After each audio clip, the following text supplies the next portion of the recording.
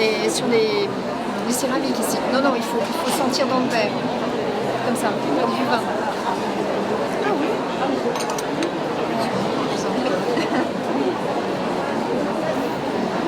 C'est bizarre. Vous n'avez jamais senti comme ça? Non. C'est la première fois, franchement. Ce sont des porcelaines de Limoges.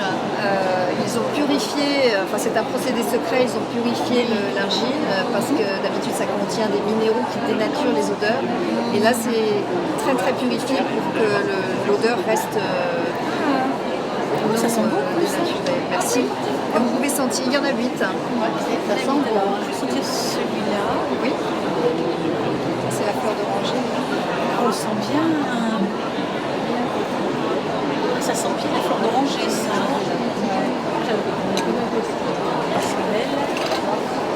Bébé Néron. À tout jamais. Tout jamais.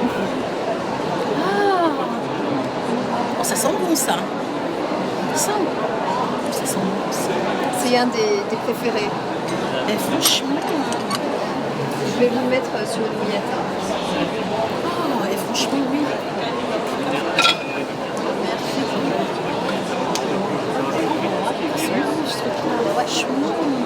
Alors, celui-ci est très complexe, il est très sophistiqué, il y a 40 ingrédients dedans. Ce qui lui donne sa couleur, c'est la fève tonka. Ah oui, c'est marrant parce que ça sent pas. Vous la retrouvez pas? Ah si. Si. Alors, c'est pas l'ingrédient principal. Oui.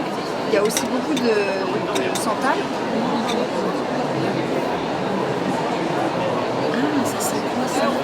C'est le santal, le bois de santal. Ah, c'est du santal. Ah oui, ça. Ah, je pensais que c'était plus fort, non? Ah, le bois de santal. J'ai fait une liste ici, si vous voulez voir, une liste des ingrédients. Vous pouvez la retrouver aussi sur mon site internet.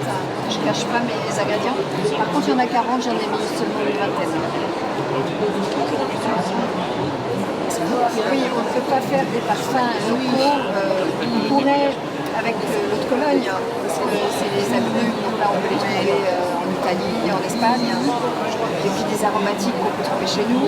Mais après, ce n'est pas des parfums qui vont pouvoir tenir, parce qu'on va avoir besoin de matières qui tiennent longtemps, comme la graine d'ambrette, ici elle vient d'Inde, la vanille ça vient de Madagascar chez moi, le santal je le prends en Nouvelle-Calédonie. Toutes ces matières qui tiennent et franchement. Voilà. L'iris par contre vient de France. L'iris c'est la racine d'iris. On fait sécher pendant 3 ans.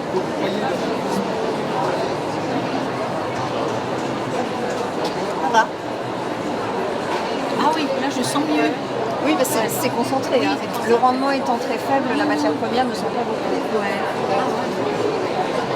Moi je suis partie là-dessus, franchement. Vous voulez l'essayer sur la peau? Je suis partante.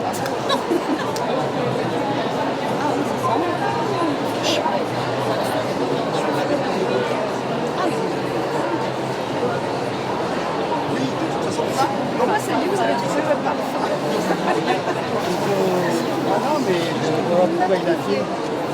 Ah, c'est pour les blancs. Pour l'hiver, il est très bien parce qu'il est très chaud. Oui. Très épicé. Pour partir en week-end ou en petites vacances, c'est parfait. Je suis Véronique Ranvillière.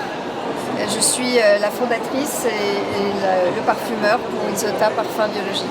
Alors je fais des parfums 100% naturels. Je mélange des huiles essentielles et des extraits CO2. Les extraits CO2, c'est quand on extrait les plantes à la pression. J'utilise très peu de molécules issues des biotechnologies qui sont naturelles, hein, qu'on obtient par fermentation, avec lesquelles on peut reconstituer une rose, un jasmin. Je les utilise pour souligner un trait ou faire un peu de silence dans un parfum, mais ma matière principale, c'est les huiles entières. Et tout ça est dilué dans l'alcool bio et l'eau minérale. Les huiles essentielles, il y en a énormément. J'aime beaucoup les huiles précieuses. Alors je ne me prive pas d'utiliser par exemple l'iris. Ça c'est la racine d'iris qu'on fait sécher pendant 3 ans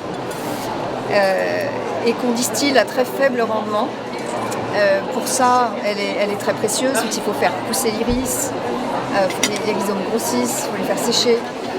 Je pense que ça a été inventé par accident d'ailleurs, parce que qui aurait eu l'idée de faire sécher des racines d'iris. Et il y a une molécule très précieuse qui s'appelle l'irone qui se développe. Et quand on la distille, on a plus ou moins de concentration d'irone et ça donne ce côté enveloppant, boisé, violette. Il y a plusieurs facettes dans l'iris. Donc il y a des matières très précieuses qui sont, comme par hasard, celles qui tiennent. Donc mes parfums sont naturels et ils tiennent. Parce que c'est souvent ce qu'on reproche aux parfums bio. Tout le monde aime le bébé Neroli, qui est un travail autour de la fleur d'oranger.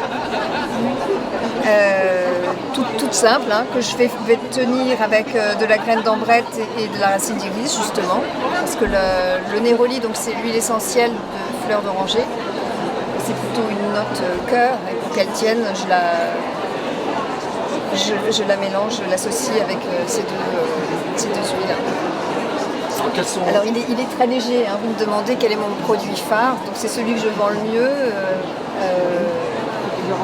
Le deuxième préféré, je pense, c'est À tout jamais, qui est un bouquet un peu à l'ancienne, début de siècle, du temps où on mettait tout dans les parfums, on mettait tous les agrumes, les fleurs, les aromatiques, les épices, etc. Celui-ci est très complexe, il a 40 ingrédients. Plus diffusif aussi, ça n'a rien à voir. Alors j'ai toujours été intéressée par les odeurs. D'abord j'ai étudié l'aromathérapie. Et puis j'ai voulu en savoir plus sur les odeurs et j'ai étudié à l'ISIPCA, l'école de parfumerie de Versailles. Et à l'ISIPCA, on étudie les matières premières naturelles, alors je les connaissais pratiquement toutes, les matières synthétiques. On apprend à reconstituer des fleurs par exemple, on fait des accords et on apprend à reconstituer les parfums du marché. C'est une école formidable. Je me suis rendu compte à ce moment-là, je savais qu'il y avait des synthétiques dans les parfums, mais à ce point-là, il y en a vraiment énormément. Beaucoup moins que ce qu'on veut nous laisser croire. Et donc j'ai préféré, à ce moment-là, j'ai décidé de formuler des vrais parfums, parce qu'on m'a dit mais tu n'y arriveras pas, c'est pas possible, ça tient pas, etc. Mais en fait, si on prend les bonnes matières, ça tient. Et j'ai fait cette gamme pour l'instant de 8 parfums. Voilà, j'ai commencé à les vendre au mois de juin et j'ai des très bons retours et déjà des clients fidèles. Alors, on peut commander sur Internet, donc on me rencontre sur les salons bio. J'ai un site internet sur lequel on peut commander. Il y a une boutique rue d'Assas qui s'appelle l'Herbe à Savon qui vend mes parfums, 27 rue d'Assas. Et pour l'instant, c'est tout. Mais je suis toute seule, donc ça se développe lentement. Voilà, on peut me suivre sur Instagram aussi. J'ai commencé à vendre au mois de juin, mais j'ai commencé à formuler il y a 11 ans. Ça prend très longtemps, on fait 200 essais par parfum sur une période longue parce qu'on prend un travail, on le laisse de côté et puis on le reprend si on n'arrive pas à le résoudre. C'est comme une œuvre d'art. Voilà, tout ça se fait avec le temps.